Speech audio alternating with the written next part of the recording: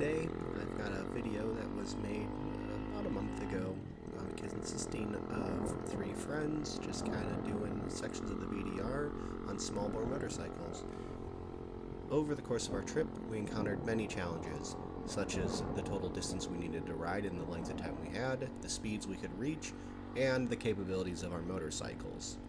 So, for the next 2 hours, come along on this ride with the three friends.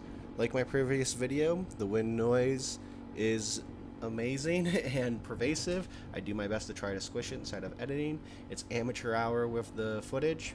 It was mostly about camping and hanging out, so it was just a single GoPro or a DJI Osmo strapped to the front of a helmet. For those of us who have done multi-day big mileage trips, you'll not be surprised to find out most of it was undramatic. Our adventure started out on a Monday morning when we met up with the crew. Caused a little bit of delay in time after a few issues with navigation, and this was mostly apart just from a routing option. You have to remember the small bore Hondas, the Honda Mini Motos, they're not capable of doing highway speeds inside of stock configurations.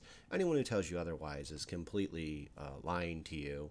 But as an owner of one with over 2,000 miles on it, and a friend who has another, I can say with any adult-sized person on there, they cannot go that speed. And even under full tuck with a downhill, hitting 60 is an unrealistic expectation. So due to this, I have to take back roads. Added about 15 extra minutes to transit on our way to the meetup point, which was breakfast and fuel. No major issues here. Had a great breakfast and hit the road.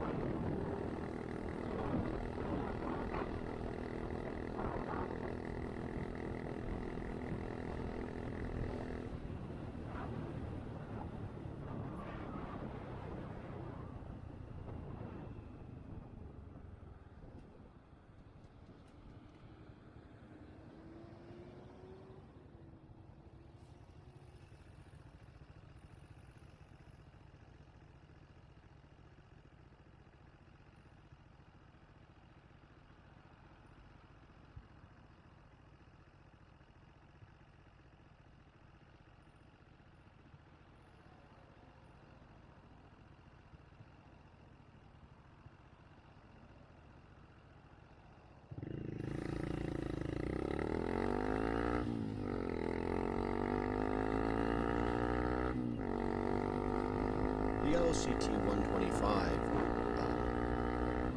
coming from factory with a relatively nice rack on the back, only needed some minor storage solution like tie-down points and things of that nature. However, one modification that my friend decided to do was to go to a 13-tooth front sprocket, which the intent here is like to enable better power uphills and some better control on off-road sections. There were some problems that were caused by the 13-tooth sprocket in the form of, at prolonged high speeds, it caused a fault inside of the ABS system. This fault was remedied by pulling over, cycling the power on the bike, and re-engaging. I'm not entirely sure of why the sprocket change impacted his ABS, but I do have a theory, and it's related to Honda Mini Motos that have ABS, so that includes the Monkey, the CT125, and the Grom inside of the ABS variation. They only have front wheel ABS, which to me means the rear wheel speed has to be calculated from probably like engine RPM, and due to the sprocket change and just like the speed at the tone ring, it causes a mismatch that as the speeds were at longer distances for a while, or the speeds were higher for longer distances, that's when it caused the fault to pop up. It could basically just surpass the threshold. So throughout the video, as I thought interesting things was happening, I would turn my camera on, capture an event, and then turn it off. But sometimes we rode through straight up interesting stuff and the camera wasn't rolling. So honestly, the video is pretty boring, but putting it out there for people who want to see that you can have big adventures on small bore bikes.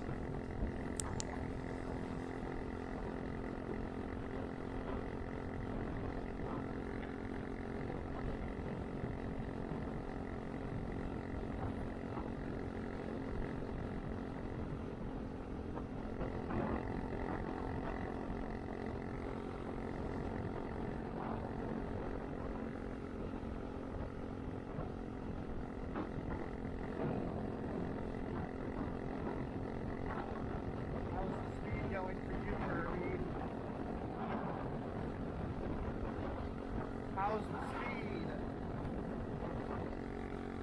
Okay.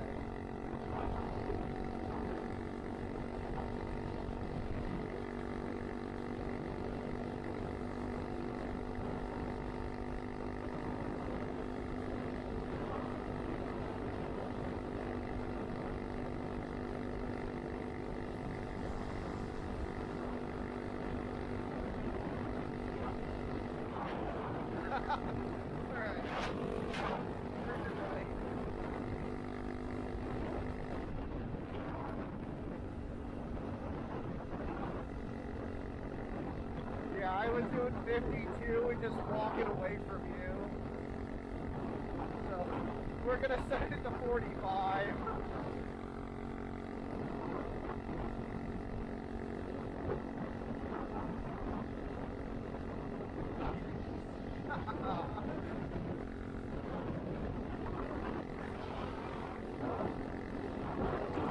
Nearly every road section of this trip was done at pin throttle, from the two mini motos.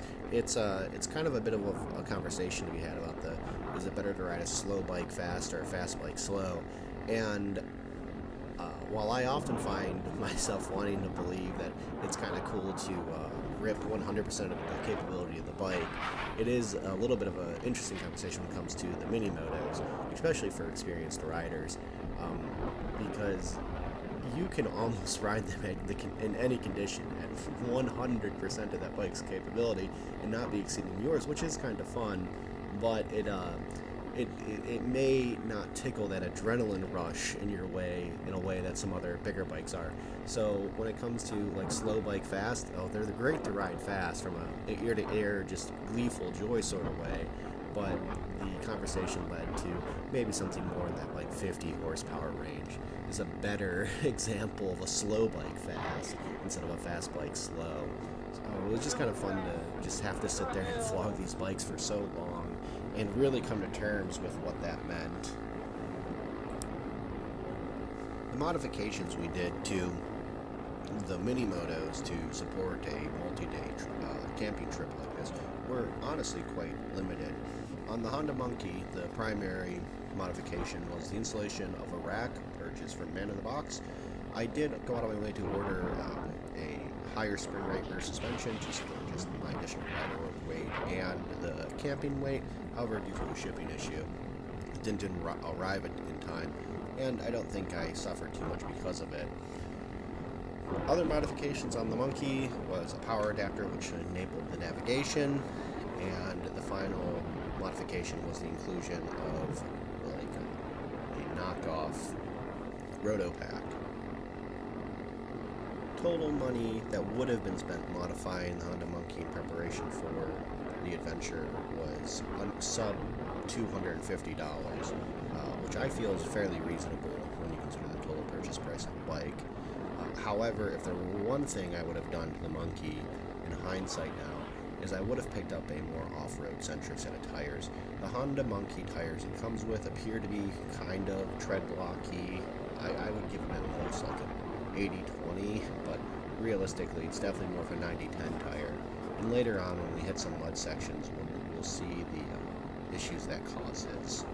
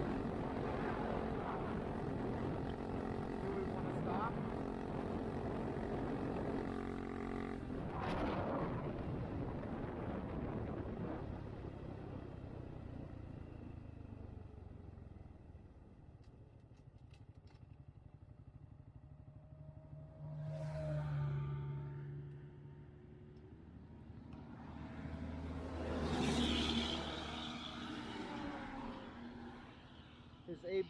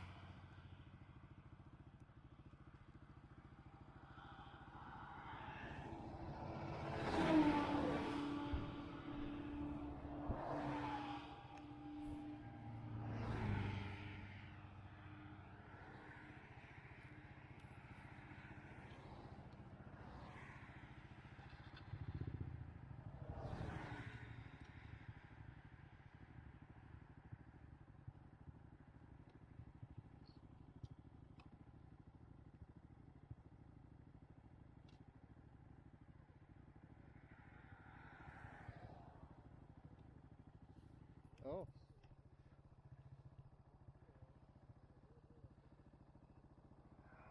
Oh, you know what I think might be happening?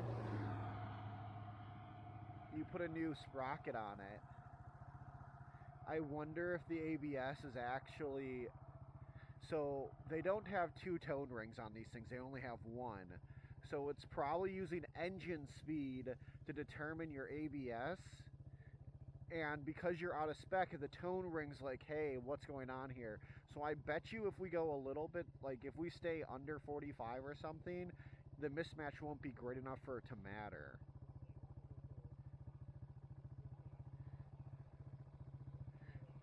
Yeah.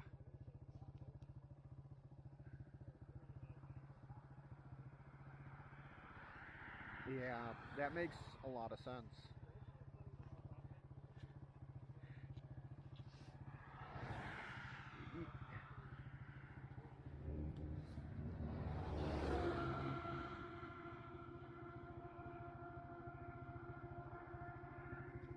Yeah. Yeah, we'll see what's going on.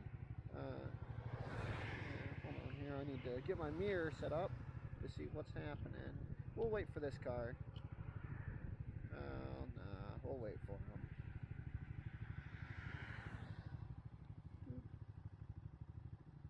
Alright. This group of 3. Okay, we'll wait for that 4th car. And then we'll go. Oh my goodness, never mind. Yeah. No. We've gone too far. Holy moly! No. Yeah, I had to close one of my eyes, and now I can see.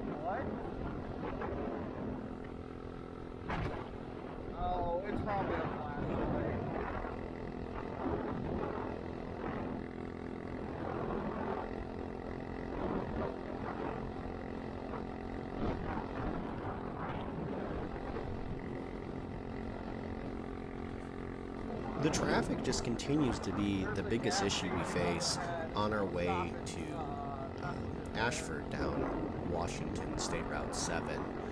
It's a beautiful route, but again, as the lanes go from 2 to 1, we end up in situations where cars are kind of catching up to us. So every few minutes we're going to be pulling over and stopping. At this one gas station, this issue wasn't necessarily a passing issue. What ended up here was one of the party members noticed a light was on in the backpack, so we just had to make sure we remedied that so we could have light camp that night. So nothing too crazy. Again, when you're riding modern motorcycles on modern infrastructure, at least in the United States, there's basically no reason you can't go out and have just like a super wicked adventure. And again, here we are just catching these beautiful views and having a fun time. We've got our cardos going, silly chats happening along, and you'll be hearing that come through the helmet audio occasionally. I don't have a method currently for capturing the audio that the other individuals are saying, so you're only getting one part of the conversation, which in some ways is sort of fun, I think, because it just sounds insane, and it's just kind of an interesting thing that ends up happening. One of the really nice things of this trip with the 3 people is by bringing 3 people along, we're able to just have a really diverse tool set, skill set, and the capacity to carry someone out if anything goes wrong, as well as to call for help. So although these trips are easy to plan, honestly, and easy to execute, and at relatively low mechanical risk for modern things, they do cause concern if I were to recommend doing one on your own. I think it's probably best to go with a small group, preferably someone who's done it before. But honestly, there's no reason I would recommend straight up winging this as long as you're licensed and competent rider. Even when we get to the off-road section, specifically for what we're doing, and we're using bikes that aren't necessarily fit for the purpose we're about to take them through. Any type of adventure like this, it's doable by pretty much anyone. Don't let age or anything stand in the way, within reason. Like if a doctor says don't ride motorcycles, you probably shouldn't. Yeah. But, yeah. Good catch, Loveless.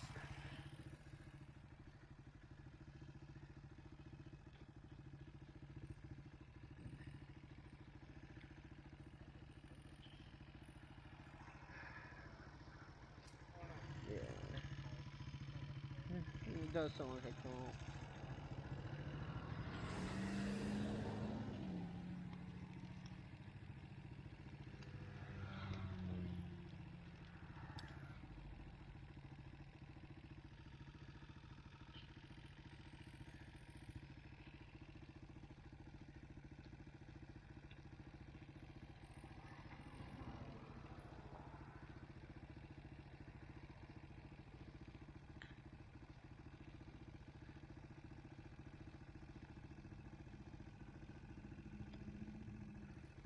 There we go.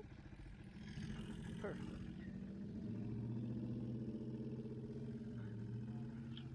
Alright, welcome back.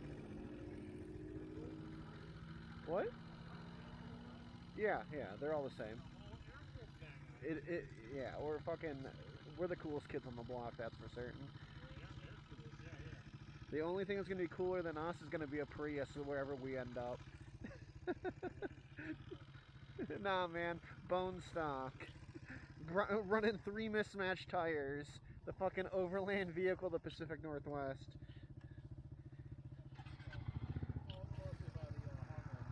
Yeah, seriously. Yeah, and like ratted out CRVs.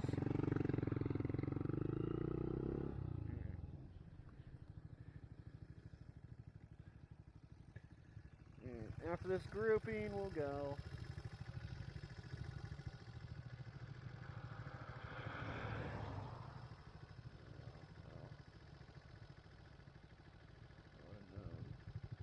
Bro. It did not seem that complicated.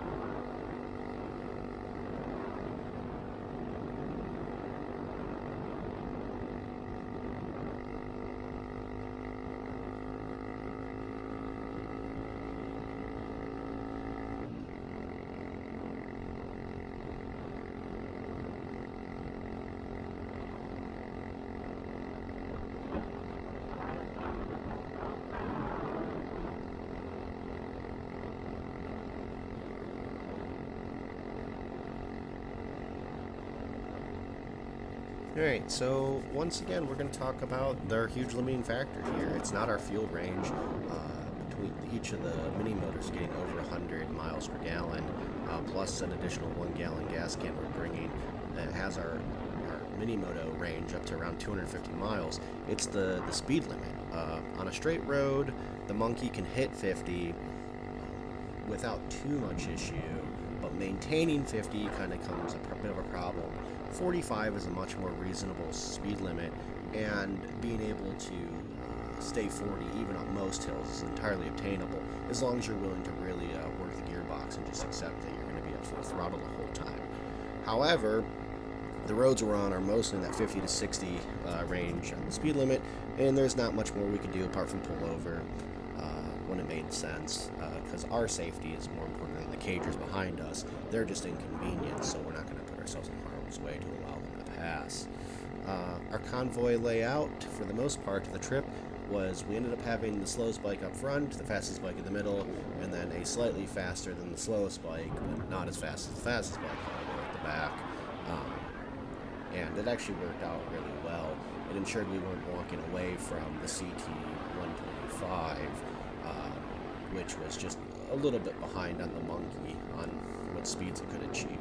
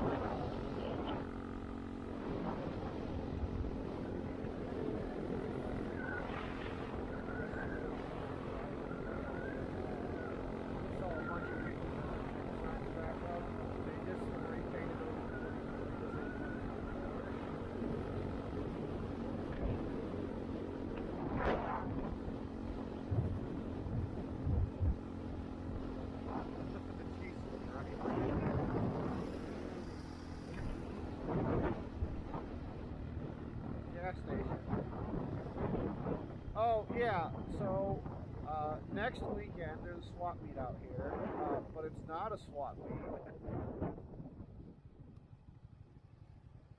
I don't know what we're doing. Yeah. Yes.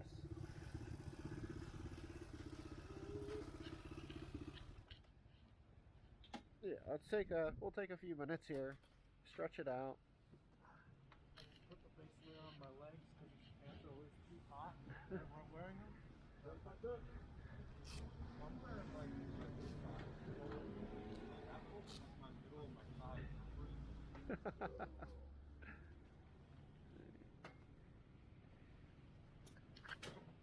And then I can also get the GPS going, because we're going off Google Maps now, I think.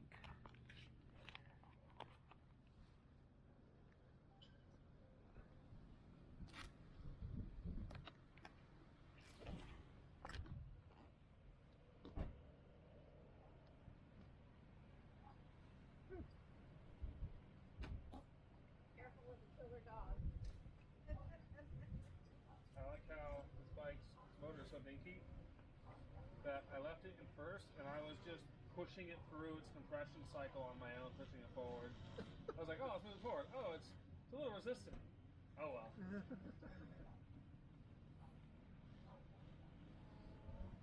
Alright. Yep, it's past 12. We're gonna want to eat snacks or something here because we ain't eating here for dinner. Yeah, that's kind of the deal. Is oh, that's a big deal.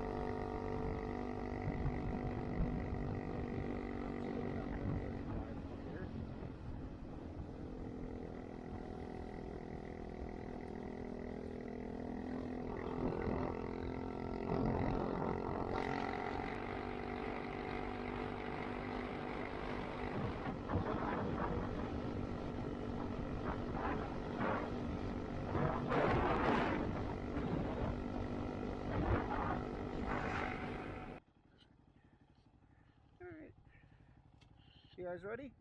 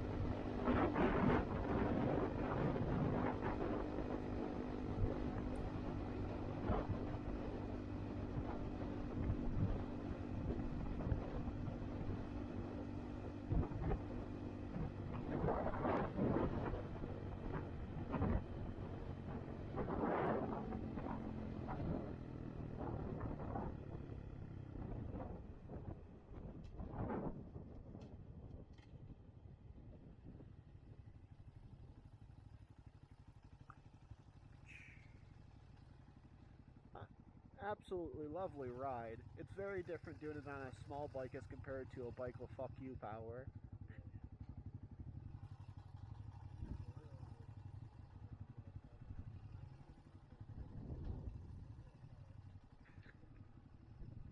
It does.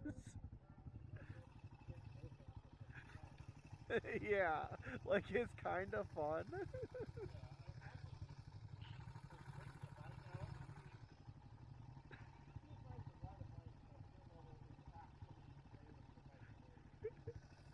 Yeah. Which is a good point to Loveless. But if you would like to go ahead of us, we will catch up. Okay. Well, I mean, there's not many roads to, you know, go off of. Okay. Okay. Yeah, I'm actually gonna turn off the bike.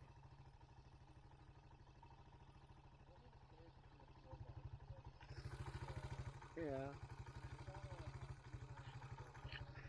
Literally. Oh no, that thing, it makes like 33. Yeah, it's only like, I think 2 or 3 horsepower less than the KLR, but it has significantly less torque. Like, yeah.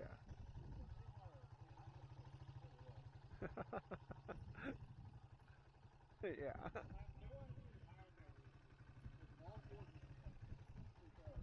Yeah, it's because once it gets over 3,000, you're in it. Yeah, it's really funny to look at like the actual graphs for them, because it like goes like this, and then it's just like a yeah, like I've never seen such an unsteady torque curve or like curve of any type of motorcycle.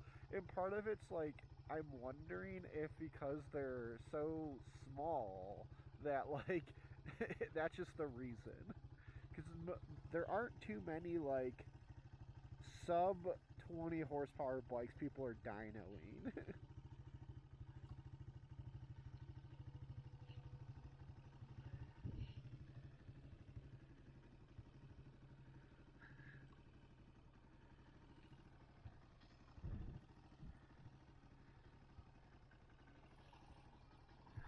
All I will say though is I am pretty pissed about the suspension not being here. Yeah. Yeah. Like I said, I'm willing to drop like the $130 for rear and then the $200 for the Olin's dropping up front. Like, okay, fine. Yeah, that's what I was just looking at on mine. And like I don't want to try like super hard because I don't want to fuck up my luggage in the back, but I'm fairly confident I can actually bottom the forks on my own.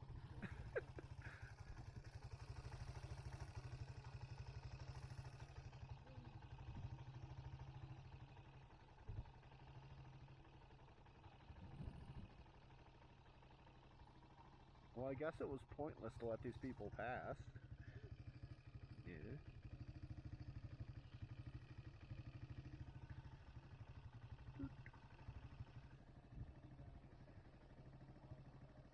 Yeah.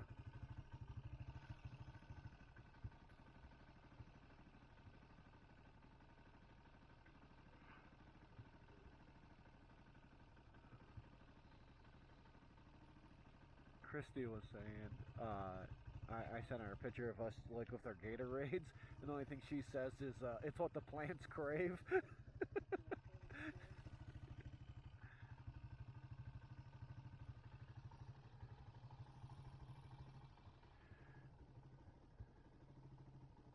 I will say, a lot of this snow I'm seeing up there is looking a little concerning. Yeah.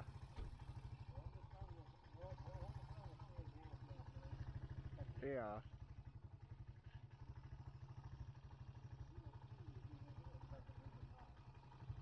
Yeah. Yeah. Well, the nice thing is, like I said, if we get to Bethel Ridge and the snow's so bad, fuck it, we'll come back, get beers, go back out.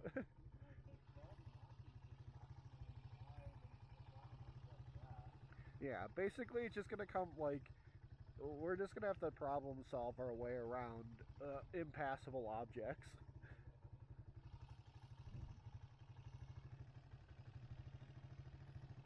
Hey, Loveless, since we're not moving, you actually might want to turn off the bike because it is air-cooled.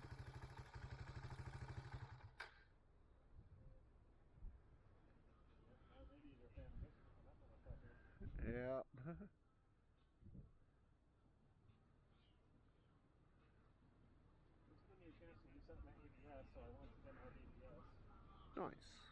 That's the problem I'm just gonna have to live with. I don't fix that.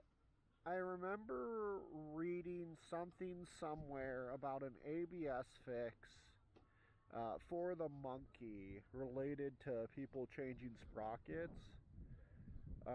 So maybe there's something out there for that. So the Monkey pre the 23 model year, which is this one, they were on a 4-speed, and you could get them with ABS or without ABS, like the Grom. And when people would get the ABS ones and then do the sprocket upgrade, that's when it would cause trouble. So, yeah, maybe there is something out there, who knows. Oh, hey, it's our turn.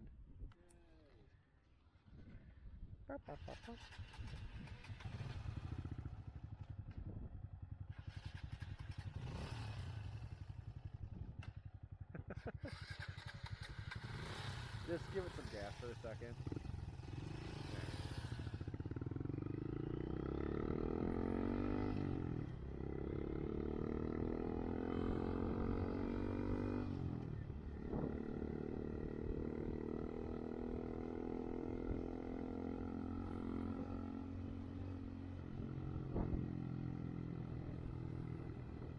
It doesn't exist anymore.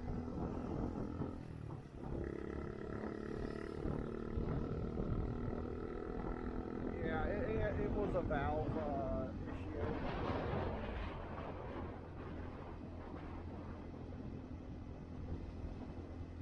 No. Yeah, it can hot start, it can cold start, but warm start is like the decompression level when it kicks on, and it caused all sorts of random problems until you got started. It didn't care yet.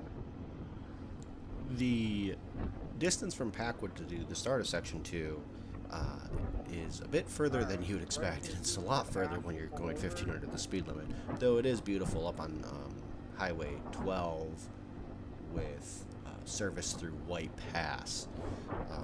It is a lovely driving road, awesome views, and some great side hits for any touring of the Pacific Northwest, but it is a very fast road and it has limited turnouts. Luckily, due to our planning, mostly around we left on a Monday, and where some construction was, we were able to make the 37 miles from Packwood to the start of the BDR not that much of an issue. And you'll see the start come up here in just a moment when you see the sign for Bethel Ridge, and we begin our turn to the north and start running on the off-road sections.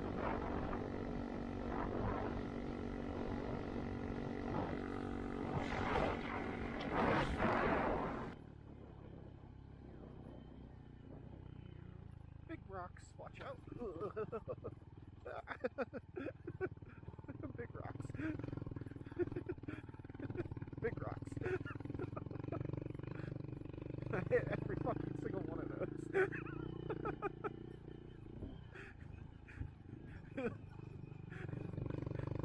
Oh no! Oh, I was like, there's a tree down. Don't worry, we can go around.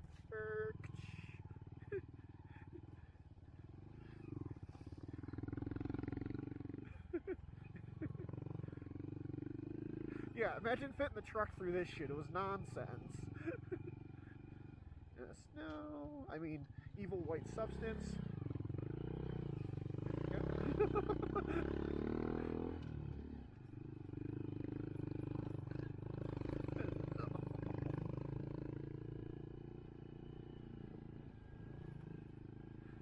Oh, the snow's gonna stop us. No, it's not worth it.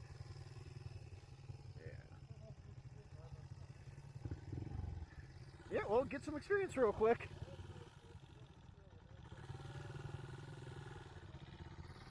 Throttle, lots of it.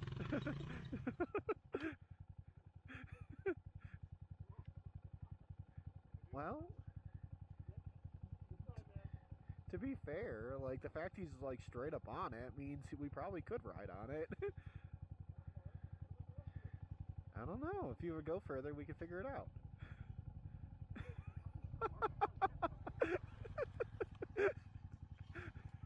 Where are you going?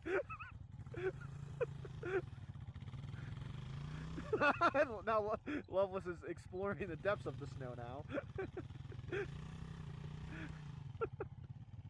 What is going on? I would like everyone to know, I'm just like recording this. Bethel Ridge is a well-traveled destination serviced by National Forest 1305, NF 1500, and NF 324. It's my personal opinion that pretty much any vehicle can at least get to the turnout to see views like some of the ones I'm going to show right here. In the distance, you'll see Rimrock, which is the lake we passed earlier, or reservoir, and other really beautiful landmarks. It's really nice, and it's only about 6 to 10 miles off of Highway 12.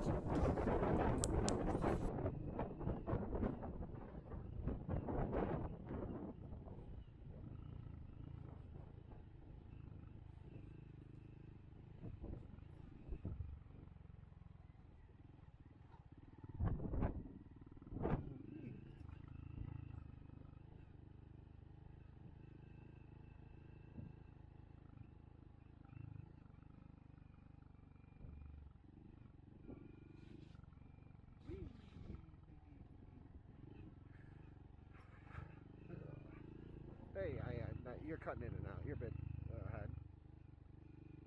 Yeah. I just didn't pick the good line, and then had to go kind of slow. Oh shit, you okay?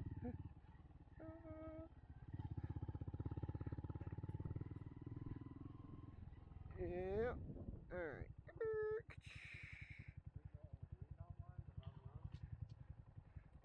Basically, as long as we stay on this, we're fine.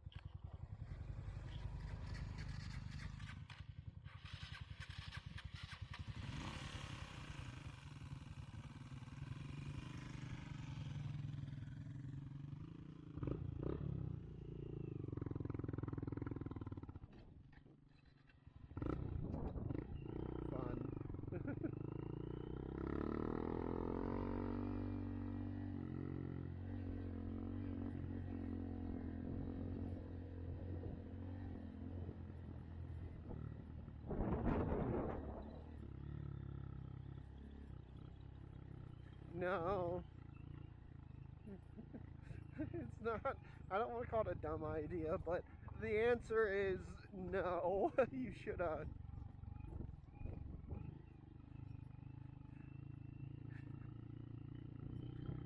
Yeah, it's because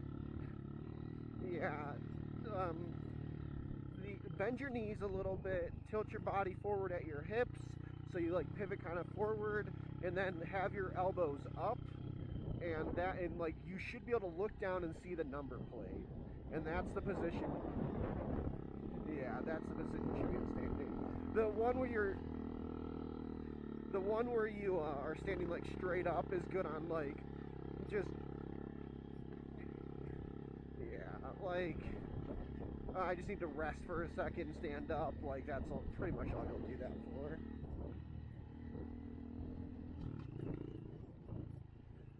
Yeah.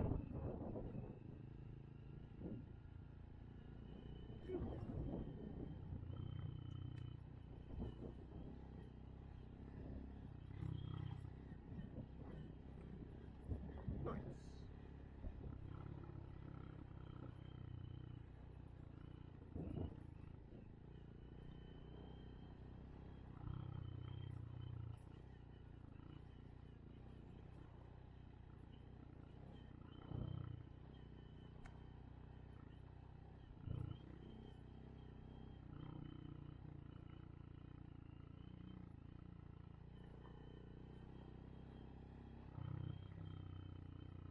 Yeah, it doesn't matter.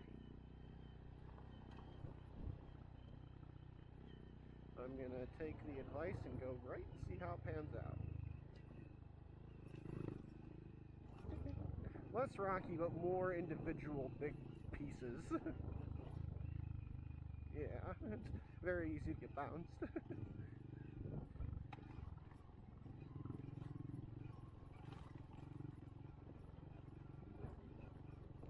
How did the rocks feel on the bigger wheels, Loveless?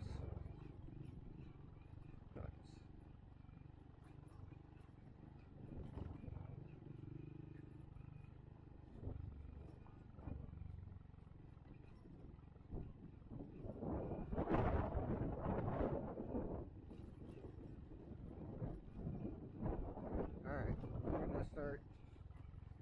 going down.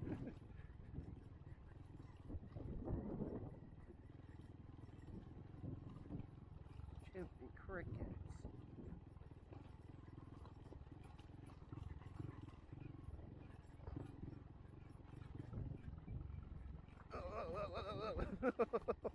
Okay, I gotta get real slow.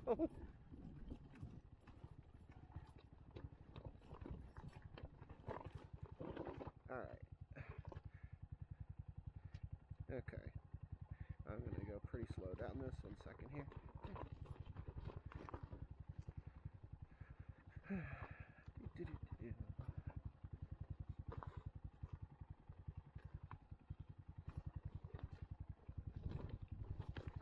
Yeah, 1 second.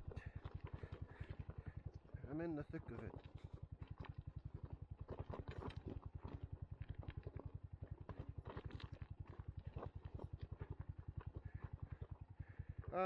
As we start to descend, we're gonna have to take idle out.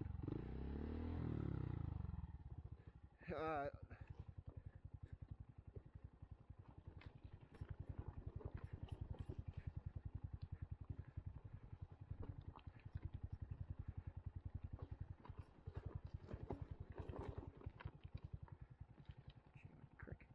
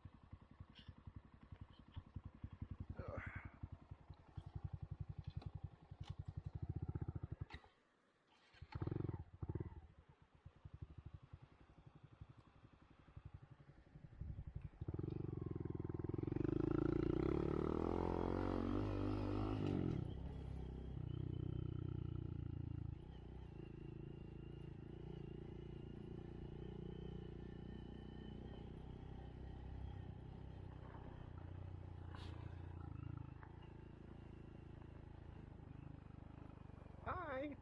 I'm going, oh, nice. And you got my stuff too, so you're the best.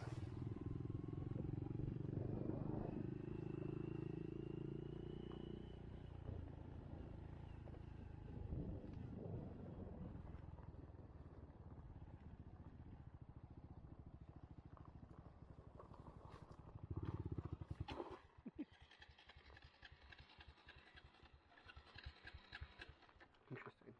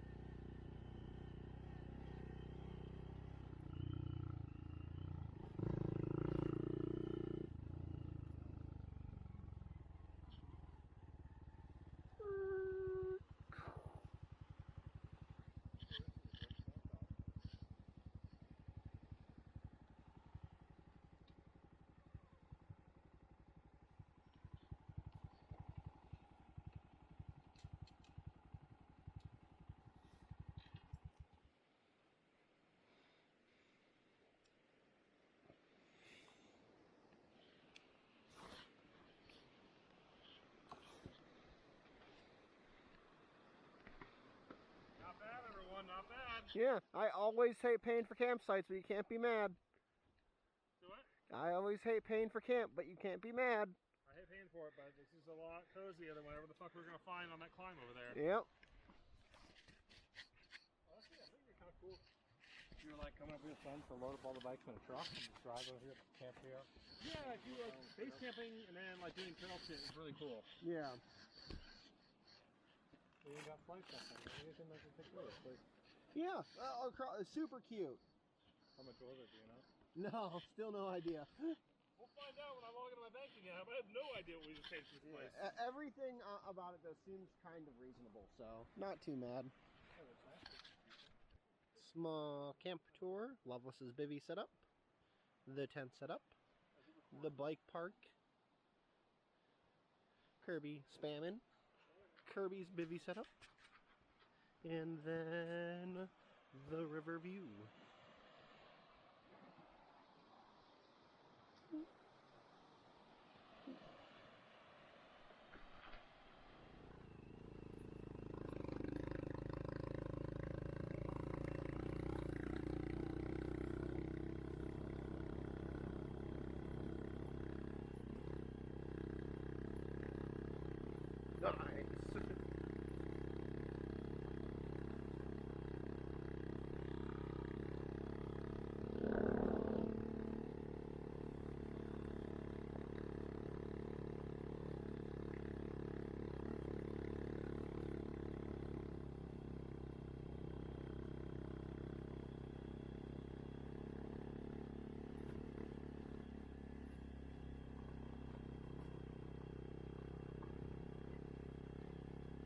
Yeah. Yeah. And we also even said like bikes that we'd like would be like the CT125. Yeah. Yeah, like I said, I think mini BDR, tons of fun, love the idea, would definitely continue. Sorry, go slow around this turn. Yeah, I like, even if I only run them for the BDR.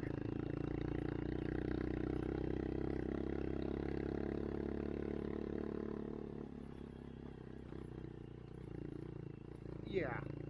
Yeah, I would say, like, I've known about it from, like, a car perspective. Like, the wrong tires really fuck you up. But I really haven't played motorcycle way with it.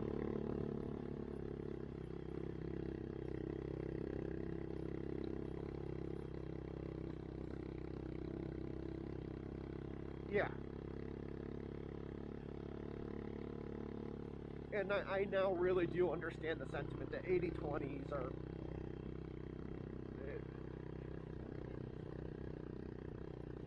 Yeah. Because they do feel better than street tires on gravel.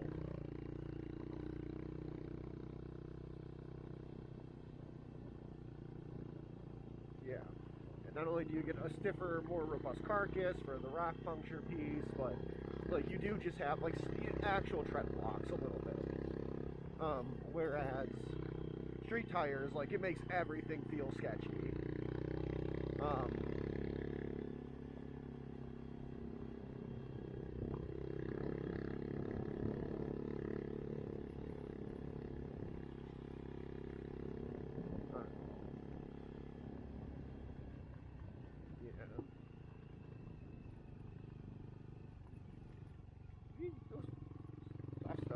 Stop stuff.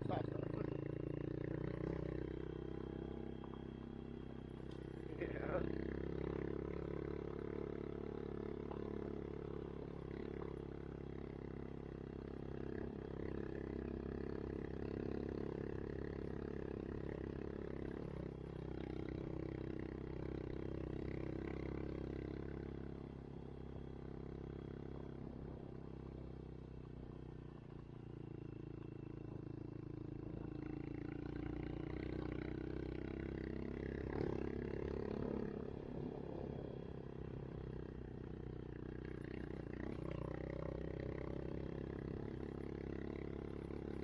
Like I will say is on the DR when we've done, when we did most of the Olympics, and we there's no chance we weren't riding on stuff like this, right? Like this is straight up boring on the DR.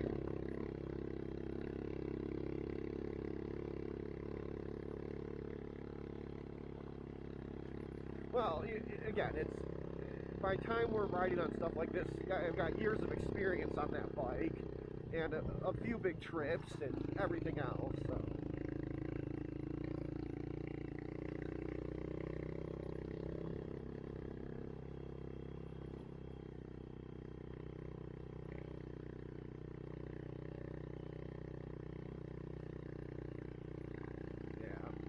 Yeah, like I said, that's why I came in with my controversial plan. I was like, look, if we end up turning an entire section into that, we all might as well change our last name to Donner.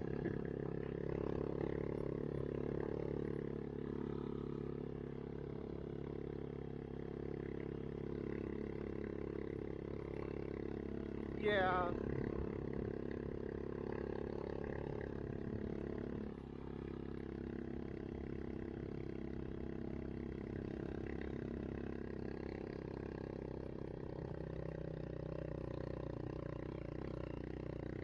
The more times we do this stuff, the more the model gets refined.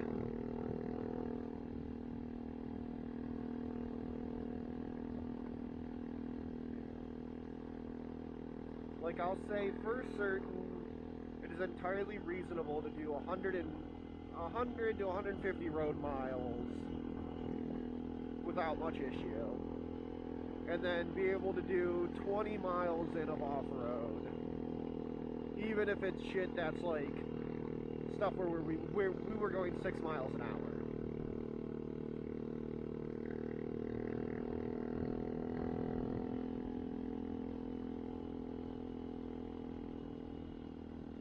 I'll say our big mile days on last year's adventure. I don't know how I felt about that.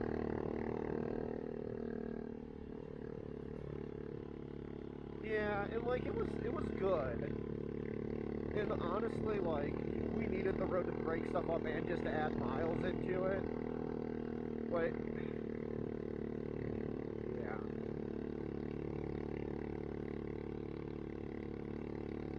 No.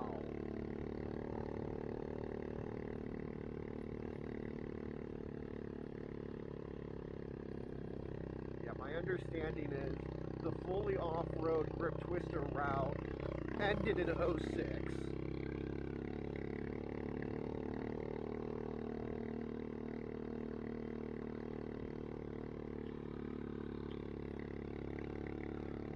But I will say the thing I really like about the grip twister route is because like it just connects up to 101 so much. Like it's really easy to pop on and off to do a section. Like since we've done it, Christy and I have camped on sections of the grip twister route 2 times, and we're planning to do another 3 this year.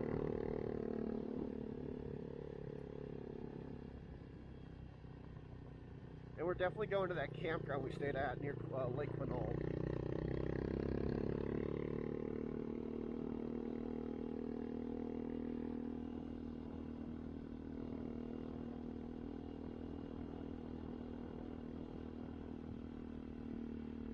Yeah, which was... yeah.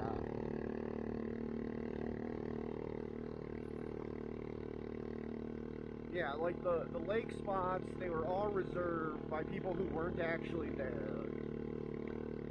Yeah.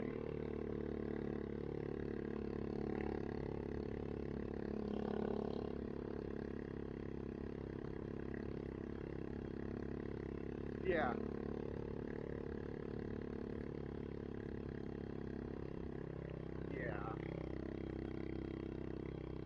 Yeah, dude, like that one we were at, like that's literally what it looked like.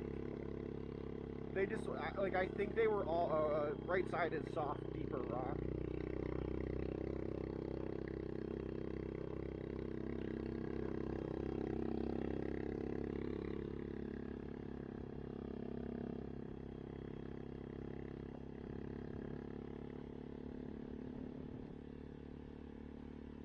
Yeah.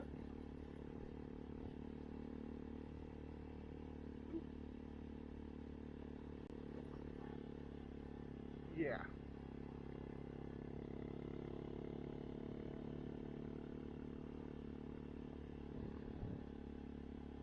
Yeah. Yeah, like the reservation system's broke because robots buy it.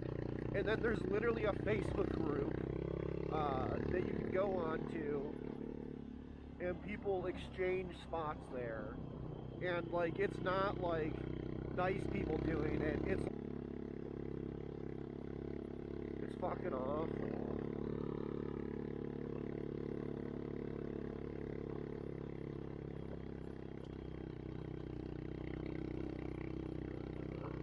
We're getting loose. What the hell?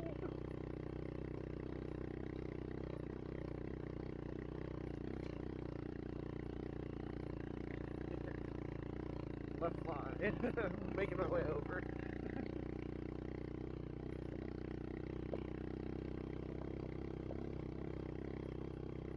Oh, sweet CJ5. What a fun!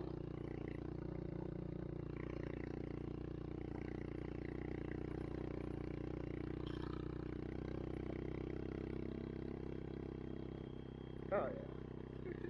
Look at us go.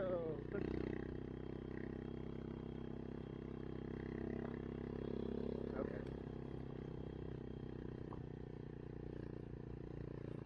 Yeah, like, loosen your grip, don't hold on too much, keep your elbows out, be prepared to like do big corrections if required. For the most part, as long as you're trending in a direction that's not going to kill you, let it ride.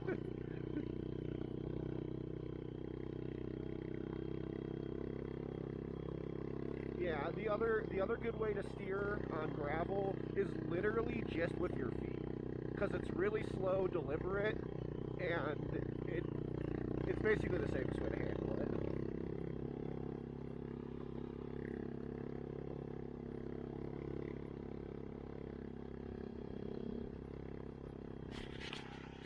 Alright.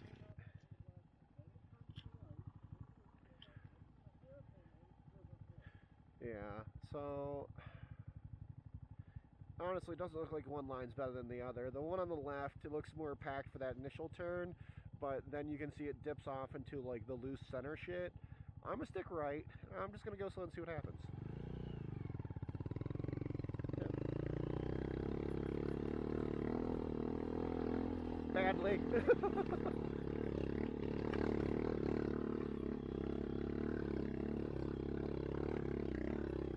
Slow is key. Seated attack position for life. All the weight on the front. Left line maybe looks a little better. Oh, it's not bad.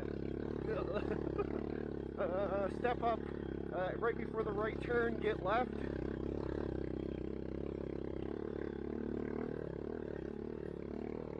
Jesus.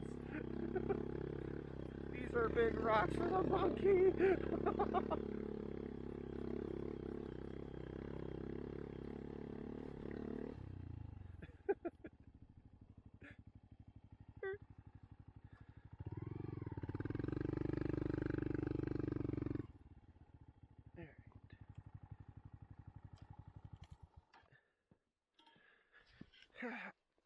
Yeah.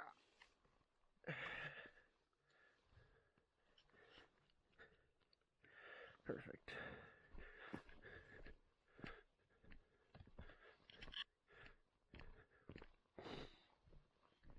Alright, can anyone hear me yet?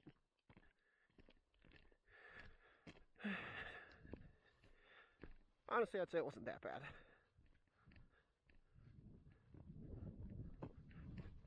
There we go. Ow.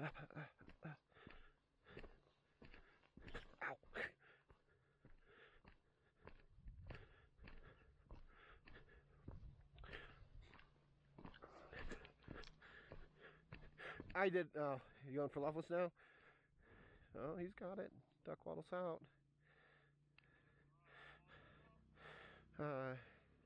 Start looking at that crossover to the right. Or left, sorry. I'm looking the wrong way. Who cares, whatever. Oh, and you're good. It gets easier from here. Alright. So, no, I went right, crossed over left, right where I'm pointing.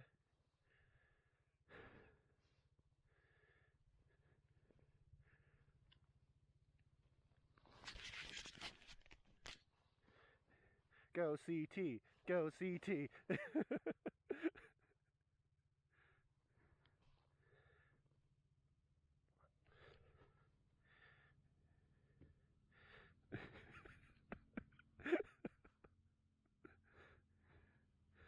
And that's when I start doing the crossover. Sick. Oh, you got it, you got it. Oh shit. Hell yeah.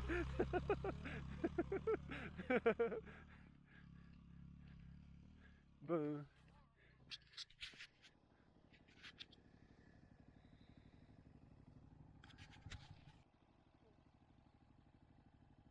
You good to go? Alrighty.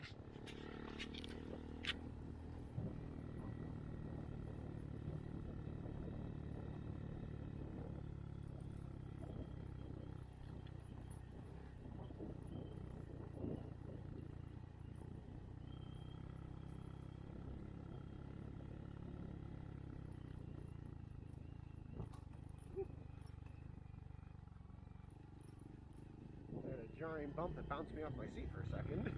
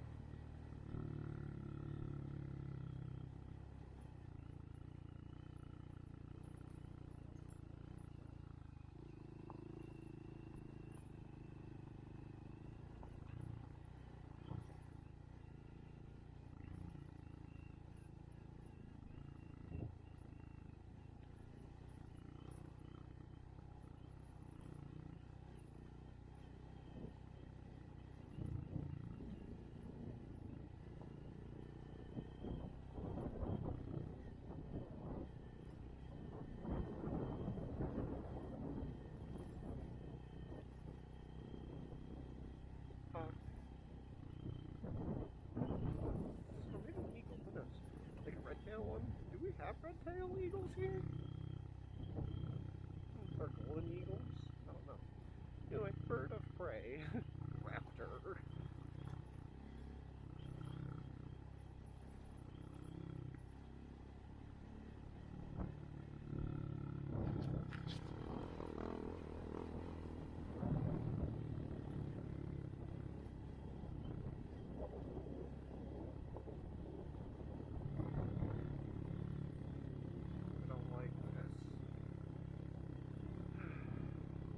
This shit later in the season is like fucking silty bull dust.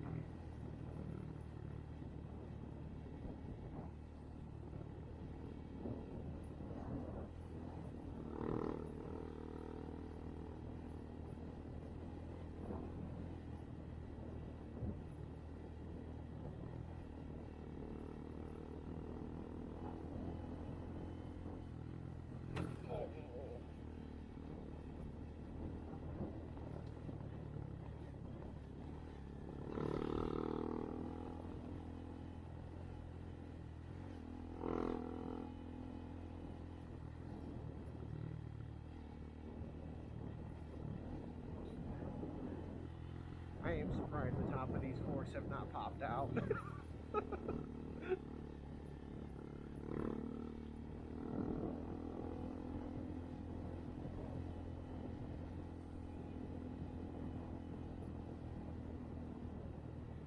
I'm wondering if it's because of the smaller wheels, it makes like more things square edged. Yeah, because like even that thing that I just hit there, it wasn't a big suspension compression, it was just a square edged rock. I think left? Yeah, we're gonna left.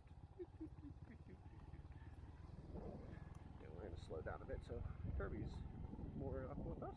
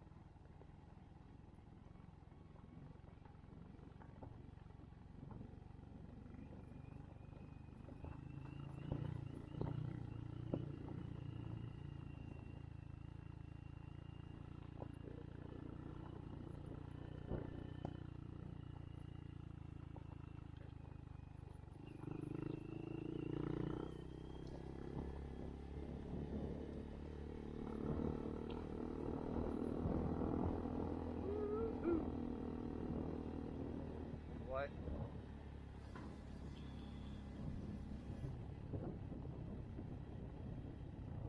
Okay.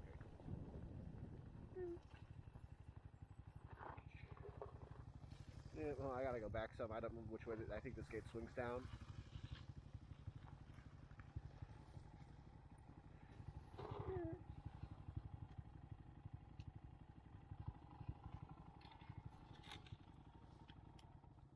Yeah.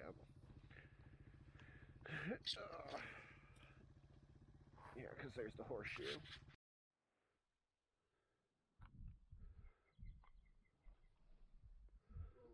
think my head's getting bigger. Oh. Oh.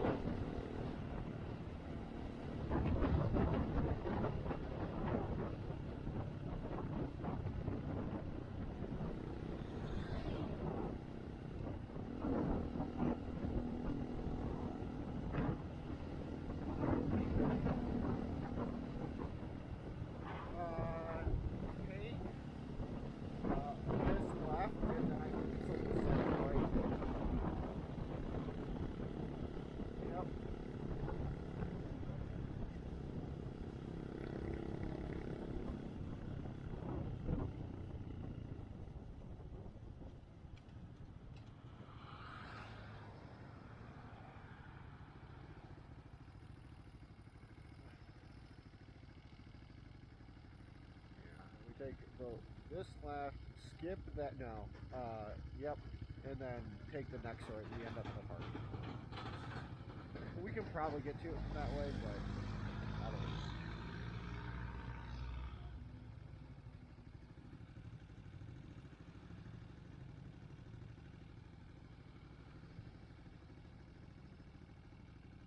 Oh, Jesus.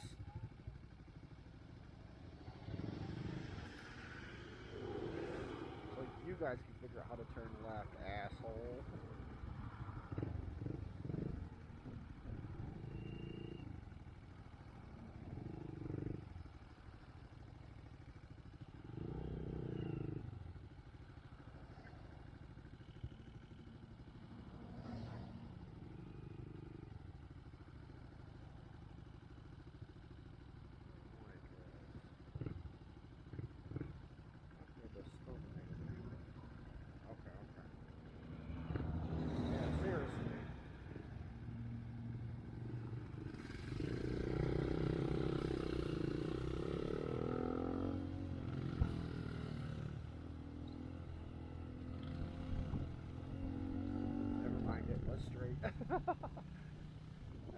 I know, but don't worry. Go this way. I know where we are. I know where we're going.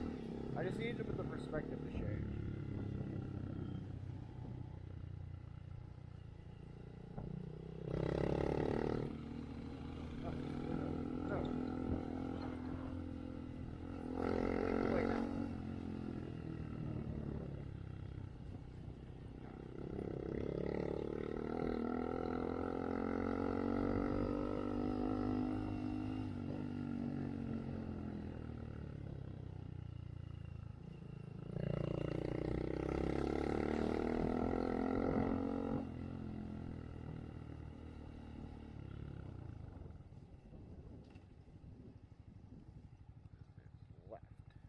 Yeah.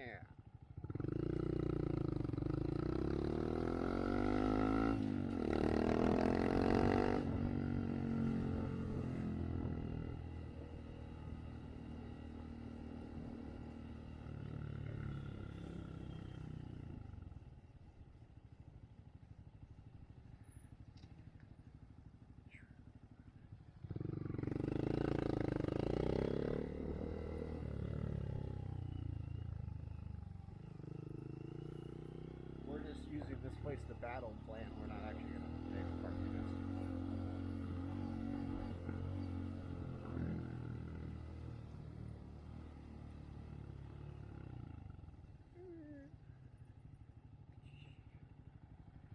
Alright.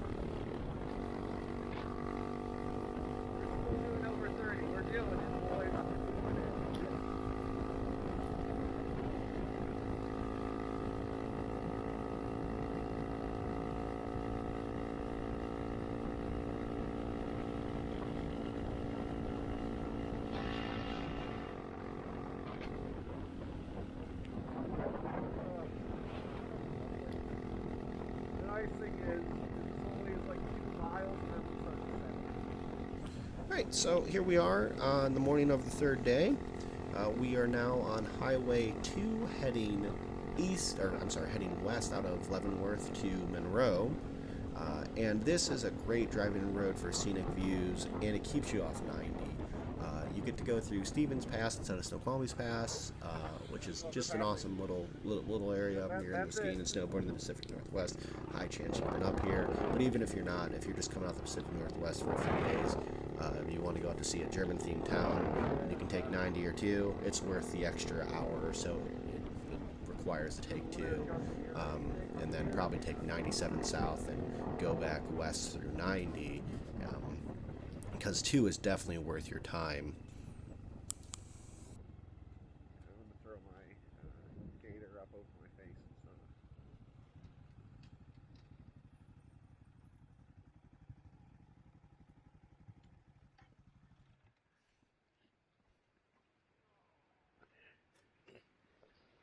He's just fucking steaming.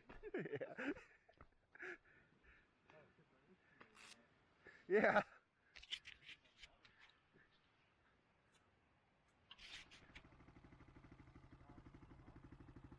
Yeah, we're like riding and we're actually descending.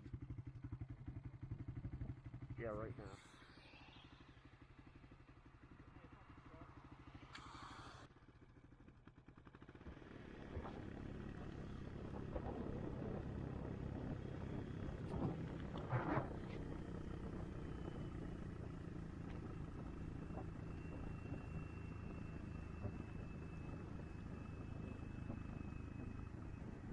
You guys are keeping your fingers moving. Make sure you're keeping your fingers moving.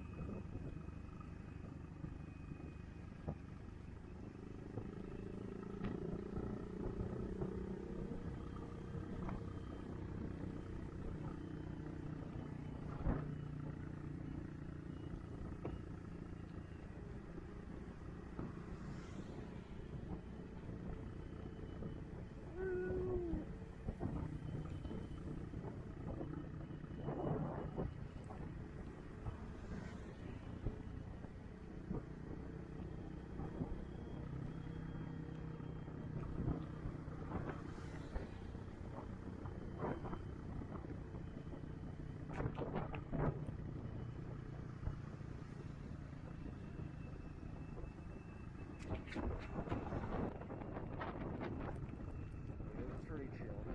Like up above is kind of crap at this point.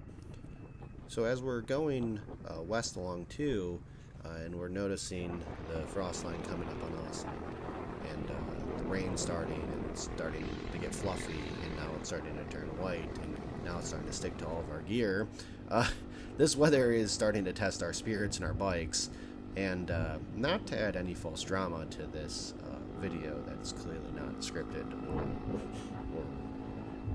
meant on telling a story other than just showing you an experience. I can tell you right now that taking 2 125cc bikes up through snow with limited visibility while the pass is being heavily trafficked, it was not necessarily our smartest idea. We are on a 60-mile-per-hour road. It is snowing, and we are having to hug a shoulder as cars come winging by us.